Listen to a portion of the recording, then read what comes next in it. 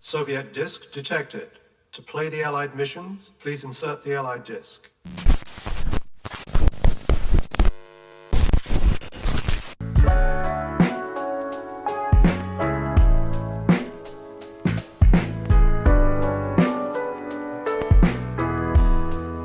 Hello everyone, I'm a Broken Robot. When it comes to the Fallout series, nothing is more iconic than retrofuturism, crazy sci-fi weaponry, and cartoonishly evil pre-war corporate greed. Among the Fallout franchise's catalog of evil corporations, none is as iconic and well known as Vault-Tec. Originally tasked with constructing a series of roughly 122 massive nuclear fallout shelters under the government contract of Project Safehouse, by the time most of the vaults were finished, they housed cruel social experiments and living conditions that were far from what Vault-Tec had actually advertised. While 17 of the 122 nuclear fallout shelters were constructed to complete their original task of saving and eventually repopulating the wasteland with healthy, non-irradiated humans, for every control vault there were a dozen with alternative motives, ranging from using the very vault dwellers Vault-Tec promised to protect as guinea pigs for elaborate experiments, to forcing these same dwellers into subhuman living conditions to record information for the Enclave and Vault Zero. While most veterans of the Fallout franchise will know classic Vault experiments like Vault 22 or Vault 101, many Vault experiments only exist on paper, or were relics from the now non-canon Fallout Bible created by Interplay Entertainment. Other vaults were forced into canon by mass praise, such as Vault 77 or Vault 43. That's why today I'd like to discuss 5 non-canon vaults, cut from the mainline games, left to rust in no longer canon spin-off games or board game materials, or fan-created vaults that have gained support from the wider Fallout fanbase. To make this video interesting, I'll be piecing together lore from the Fallout Bible, the Fallout strategy guides, and the Fallout Wiki, and a bit of my own headcanon as well as headcanon from the wider community. So if I get anything wrong, feel free to leave a comment down below.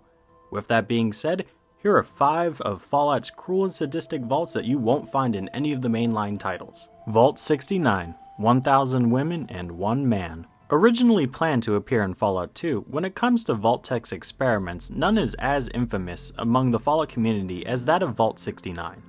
Vault 69 was a standard-issued Vault-Tec vault that could house roughly 1,000 inhabitants. Unlike other vaults that could house a wide array of people, Vault 69 was purposely stocked with only 1,000 women and just a single man. On the surface, this might sound like a pretty sweet gig if you happen to be that one guy, but in reality, the novelty of being the only viable candidate for reproduction would probably get old pretty fast. When the female overseer selected by Vault-Tec, who wasn't told of this experiment, realized that there was only a single man available for reproduction, she took drastic measures to ensure the survival of the vault, for better and worse. The only man in Vault 69 was permanently locked in his living quarters, had Vault-Tec security stationed inside and outside his quarters at all times. To go even a step further, the Overseer assigned a personal doctor and therapist to remain within his quarters during most of the day, to ensure physical health and mental health remained intact. After 1 year of being sealed, the Overseer began a strict breeding program that allowed female dwellers to apply for a chance to be impregnated by the lone male. These candidates had to go through strict medical and mental testing to even have a slight chance of being selected. The Overseer understood that, due to the abundance of women in the vault, only the best and brightest could be allowed to have children. Additionally, despite protest from the female population, if you were selected to mate with the lone male dweller and gave birth to a female, it would be euthanized, and any males born would be taken and raised by Vault security and scientists. Outside the breeding program, Vault life within Vault 69 went on relatively normal. Children attended school, the Vault's cafeteria, infirmary, and security works like clockwork, and many of the dwellers began to truly see Vault 69 as their home. Unfortunately, due to the lack of men, many women were forced into homosexual relationships to get their, needs out. And the Overseer didn't allow women to mate with the lone male for the simple pleasure of the action. As more time passed, many within the vault felt that the lone male should be allowed to freely travel around the vault, and others saw his captivity as barbaric, and rumors even spread among the vault's population of his declining mental state. After mass protest for his release, the Overseer begrudgingly allowed the lone male to leave captivity, and he was able to freely mate with any consenting woman of the vault as he pleased. Within a decade, dozens of male and female babies were born, ultimately showing that the Overseer didn't need to apply her breeding program in the first place. The ultimate fate of Vault 69 is unknown. Some sources claim that eventually the vault door opened and the population would spread out among northern Oregon. Other sources claim that a reactor malfunction destroyed the vault's life support system before the dwellers could leave for the surface. In my own headcanon, I'd like to imagine that Vault 69 eventually had a large enough male population that the breeding program could end, and that within 50 to 100 years the vault door would open. Feel free to comment down below what you think the fate of Vault 69 may be. Vault 44. Animal Sanctuary Gone Wrong. Vault 44, which comes from the Fallout board game, was one of Vault-Tec's less cruel experiments, but that didn't necessarily mean that the dwellers had a happy ending. Located in Northern California, Vault 44 was designed to house dwellers while also preserving the life of many animals, ranging from basic domestic animals like cows, chickens, and goats, to wild animals like lions, alligators, and the vault even housed a fully stocked elephant enclosure. The vault was divided into two levels, with the upper level being dedicated to housing the vault's 450 residents, and the lower half housing the animal sanctuary, alongside the vault's reactor and a small but robust robot repair and operations room. Vault-Tec staff were tasked with altering a Garden of Eden creation kit to suit as many different animals as possible. An interesting quirk of Vault 44 was that the Vault's Overseer was elected among the Vault population instead of being assigned by Vault-Tec like most Vaults. Having an Overseer that was outside the Vault-Tec umbrella did at times ruffle feathers with the animal scientists, who had to battle for resources when it came to the animal sanctuary. Despite some clashing ideas over whether the Vault's civilian population or its animal population took priority, for roughly 50 years Vault 44 flourished, and many dwellers born within the Vault grew up to further continue the research the original Vault-Tec assigned scientists had started. The fate of Vault 44 would take a drastic turn in 2127 when an earthquake temporarily knocked out Vault 44's reactor, leaving the Vault without power for days. When Vault engineers and maintenance staff fixed the reactor, the lifetime supply of animal food housed in cooling rooms went spoiled. To add insult to injury, the Vault door's electronics were fried, leaving those inside trapped permanently. In a cruel twist of fate, many of the Vault's robots stopped working as well, forcing dwellers to do the dirty work of feeding the animals and cleaning the enclosures. After most of the still viable food was eaten by both the dwellers and the animals, the remaining dwellers inside had to resort to cannibalism, and eventually all would perish in one way or another. After the Vault dwellers died out, most of the animals followed shortly after, but a second earthquake allowed some animals to escape their enclosures, and they were able to survive decades off the remaining spoiled and now irradiated food from the fully destroyed reactor, leaving the Vault on emergency power mode, housing ever more hostile and violent irradiated creatures. Vault 36. Gruel Vault. Vault 36 is an unseen vault within the Fallout franchise, originating from the Fallout Bible. Located somewhere in the northeast, Vault 36 was a standard Vault-Tec facility housing 300 dwellers and could house up to 500. Unlike most vaults that were initially planned to open as soon as the radiation sensors deemed it safe to exit, Vault 36 was purposely set that the vault door would only open after 150 years. While the vault was stocked with luxuries that were advertised by Vault-Tec, like a fully stocked holotape theater and a robust exercise gym, Vault 36 had one key feature left out of the advertisements. Vault 36's cafeteria only consisted of large machines that produced a thin, gruel-like soup substance. This gruel was the only food in the vault, with the hydroponics lab being run exclusively by Mr. Handy robots to prevent dwellers from attempting to consume the raw materials. The gruel was notably tasteless and wasn't very filling, with some sources claiming that a single dweller could eat up to 6 bowls of the gruel for dinner and still feel famished. The vault population received their nutritional needs from the gruel, but the same vault dwellers were kept in a nearly permanent state of hunger. With each generation, the vault dwellers inside became weaker, shorter, and thinner, with it becoming a social norm to see the bones of every dweller. Even the Overseer had to suffer living off the gruel until the vault door would eventually open. Many dwellers were in a constant state of having low energy, and most of the workout equipment mentioned earlier was never used due to many of the dwellers being too weak to use it. By the time 100 years had passed, the Overseer mandated naps every 3 hours, since the dwellers were so weak that simple tasks like mopping floors or cleaning vents, or just taking a stroll from one end of the vault to the other sapped the energy out of their bodies. Additionally, very few babies were born after the first generation of vault dwellers for a multitude of reasons. Most pregnancies failed due to the gruel not being enough for the unborn child to sustain itself, and in the rare chances a child was born, the mortality rate for the mothers was nearly 95% due to the low muscle and body mass of these female dwellers. When the fateful day came in 2227 that the vault door could be opened, the overseer, aware of his population's limits, attempted to send out small search parties to bring back food they could forage from the surface. When the overseer sent out the first team, they never returned, leading to a second team being sent out to search for them, which also never returned.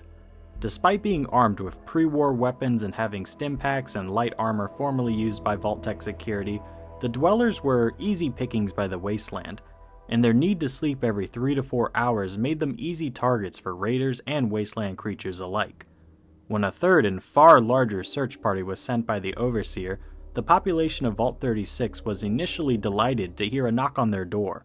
Assuming that the third search party had returned, the dwellers opened up the vault door, only to discover a large raider gang had been the ones killing their search parties. Despite the vault dwellers outnumbering the raiders 4 to 1, the dwellers lacked the strength and energy needed to fight back the raiders, making them easy pickings. And after a short skirmish, the vault was converted into a raider camp that is still used as a base of operation for the bloodthirsty raiders even to this day. Vault 42, Purposely Dark. Vault 42, which was originally from the cancelled Fallout Van Buren and can be found in the Fallout Bible as well, is located somewhere in the Arizona region. Vault 42 was one of Vault-Tec's smaller vaults, only housing about 250 residents. Vault 42 was a standard Vault-Tec facility, but had one key difference to every other vault. Vault 42 was exclusively lit by 40-watt light bulbs, which provided about enough light to see 3 feet in front of you. Not even the overseer assigned by Vault-Tec knew of this experiment, initially being informed that they were in charge of one of the rare control vaults. The disgruntled population struggled to adapt to their new, almost permanent state of living in a dimly lit hallway, and within time a class divide took place when the overseer and Vault-Tec security agents seized any extra lamps and light bulbs from the other rooms, leaving some dwellers in a nearly permanent state of darkness, while a small minority were able to live in a relatively normal, lit environment. Another interesting fact is that Vault-Tec purposely stocked Vault 42 with Pip-Boys that had defective flashlights, making it impossible for the dwellers to truly adapt to their living conditions. With each generation, the dwellers began to start going blind, and those who didn't had severe retina damage. The handful of dwellers that poached any extra lights and light bulbs from the other rooms for themselves became the dominant faction in the vault, being able to not only read books and have enough light to perform their basic duties, but also their intact eyesight made it easy for them to exploit the seeing impaired dwellers from the lower levels. After 55 long years in the dark, the overseer had been given the all-clear signal that the radiation outside the vault had decreased enough that they could leave. When the vault door was opened for the first time, those dwellers within the vault door room, even while wearing their protective goggles, went blind immediately. The sunlight outside was simply too much for them to handle, and even with multiple pairs of glasses, the dwellers were forced to remain within the vault due to the debilitating light. Realizing that their stay in Vault 42 would be permanent, there was a major revolt against the Overseer and his circle that hoarded the extra lamps and stolen light bulbs. Despite the Overseer and his men still maintaining more of their eyesight than any of the other dwellers, and being armed, they failed to quell the mob and they were forcibly kicked out of the vault, sentencing them to a tortured life on the surface, where even with their eyes closed and multiple pairs of goggles, they would be in a constant state of blaring light. Back in Vault 42, the surviving dwellers redistributed the lights around the vault, as Vault-Tec had originally planned, and while the hallways were always about as bright as a room lit by a single candle, the dwellers with some generations began to regain some of their eyesight, but could never return to the surface. The ultimate fate of Vault 42 is unknown, so feel free to comment down below what you think might have happened to these nearly blind dwellers of Vault 42. Vault 74, Chem Experimentation. Vault 74, which was cut from the Fallout 3 GECK mod program, is an unseen vault within the Fallout franchise that has very little information about it. Besides the vault directly experimenting on its inhabitants with chems, and being occupied by chem junkies after the vault was abandoned, very little is known about the fate of the dwellers or exactly what the final plan was. Located within the Pennsylvania region, Vault 74 was a flagship vault, being advertised as a vault stocked with many amenities other vaults didn't have, like a fully functional bar and dance club, as well as luxury living conditions.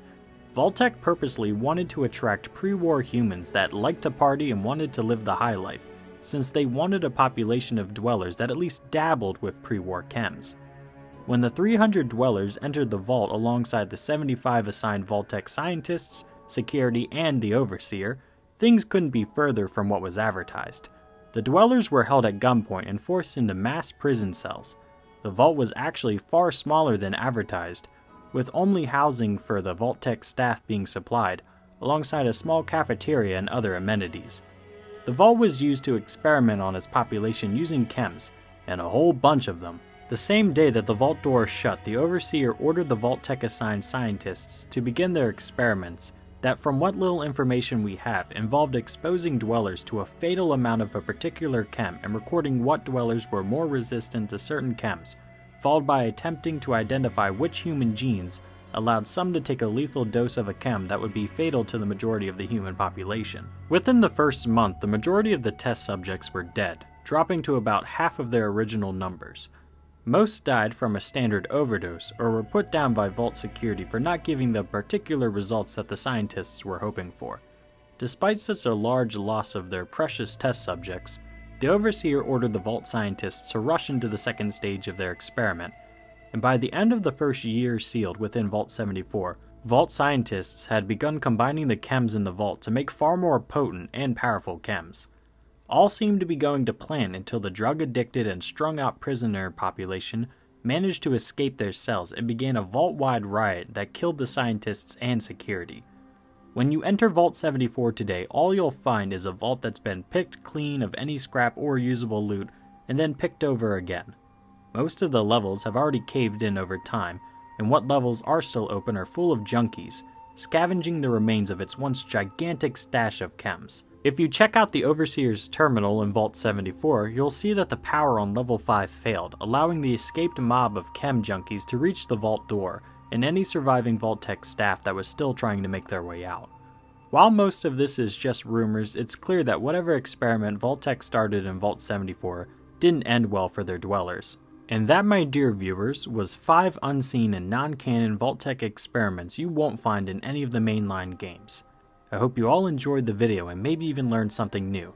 Feel free to comment down below your favorite unseen or no longer canon vault, or any that I left off this list. I'm actually considering making a part 2 to this video, so feel free to leave me a suggestion in the comments down below, or leave a like to let me know that you guys want a part 2. More than anything, thank you guys so much for watching. If you like what you see, feel free to hit that like button, and don't forget to subscribe to the Broken Robot Show today. We cover everything from interesting stories to gaming and pop culture, so there's always something for everyone here on the Broken Robot Show. I hope you all have a great day, beware of Vault 22 and the plants kill, and stay cool.